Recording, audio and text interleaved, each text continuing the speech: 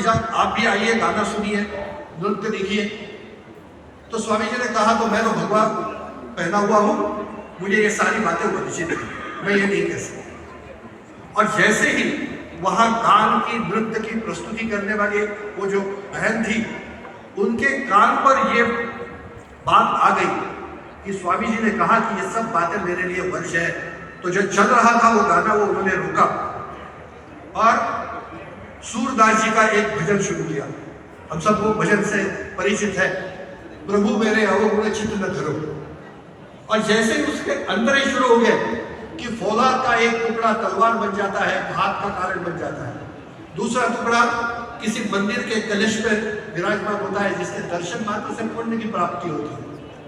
वर्षा की एक बूंद गटर में पड़ती है और गंदी हो जाती है, दूसरी बूंद जमुना जी में पड़ती है, तीर्थ हो जाती है। पहले केस में भारत जो होता है दोनों लोगों को सोना बना देता है, और दूसरे विषय में गंदे पानी को भी और जमुना जल को भी गंगा स्वीकार करती है और दोनों का तीर्थ बना देती है। ईश्वर समदर्शी है। जैसे ही ये अंतरा पूरा हो गया, स्वामी जी के कान पर यह भजन पड़ा, स्वामी जी तुरंत अपने टेंट से बाहर निकले। उस जो नर्तिका थी, जो गायक बहन थी, उसके चरणों में जाकर बैठे। स्वामी जी लिखते हैं कि मेरे अंदर जो सामाजिक अद्वैती है, उसका जन्म एक नर्तिका के चरणों में हुआ है। एक इतने महान व्यक्ति के जीवन को भी दिशा देना, उसमें परिवर्तन लाने की ताकत इन ललित कलाओं में है। यह हमारा प्रभाव है और परिणाम आज तक हमने करके दिखाया है, व्यक्ति के मानस पर भी और समाज के मानस पर भी। हम जब आगे देखते हैं कि सामाजिक समरसता को लेकर अपना ये 4 दिन का ये कला साधक संगम चल रहा है, इस समरसता की कल्पना अपने समाज के हर हिस्से को, हर वर्ग को समान सम्मान, समान अवसर, समान प्रतिष्ठा, समान न्याय और समान सुरक्षा की बात हम करते हैं।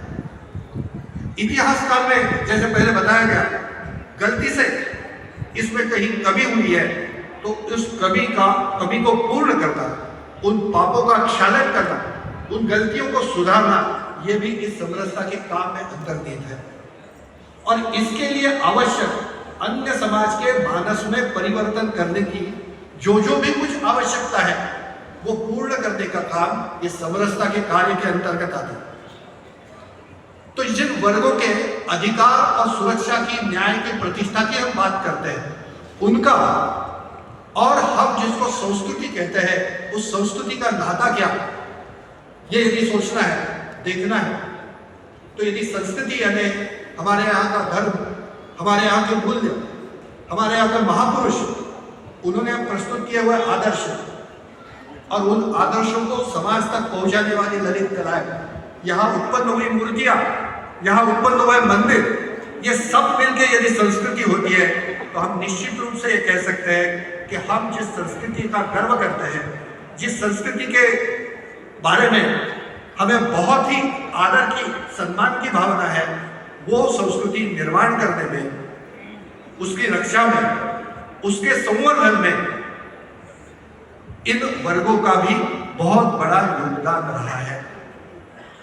आज जिन वर्गों को आज की परिभाषा में marginalize section, under privilege section, वंचित वर्ग, अनुसूचित जाति वर्ग, ऐसे अलग अलग नामों से लिया जाता है, इस हर वर्ग का इस संस्कृति के निर्माण में, संवर्धन में, रक्षा में ये स्थान है।